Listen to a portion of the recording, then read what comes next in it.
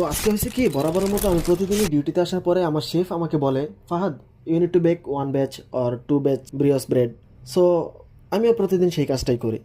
তো আজকে হঠাৎ করে শেফ বলতেছে, today you need to teach Nora how you bake bread. Nora told me she want to learn this one also. তারপর আমি বললাম, okay chef, no problem, I will teach her. তো আমরা সেই কাজটাই করতেছিলাম। আমি তাকে মিক্সিংটা অলরেডি শিখিয়ে দিয়েছি, কিন্তু ভিডিও করা হয়নি।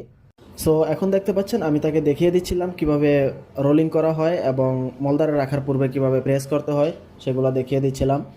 এমন সময় হঠাৎ করে আমার হেড শেফ বলতেছিল, ফাহাদ ইউ হ্যাভ এক্সট্রা দো।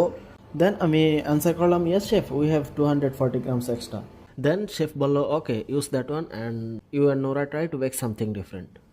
তো চলুন আপনাদের সাথে আজকে সেই সামথিং ডিফারেন্ট জিনিসটাই শেয়ার করি। তো আমরা সেই 240 গ্রামসকে 30 গ্রামস করে 8 পিসেস করে নিয়েছিলাম অ্যান্ড ডিফারেন্ট ডিফারেন্ট লুক দিচ্ছিলাম।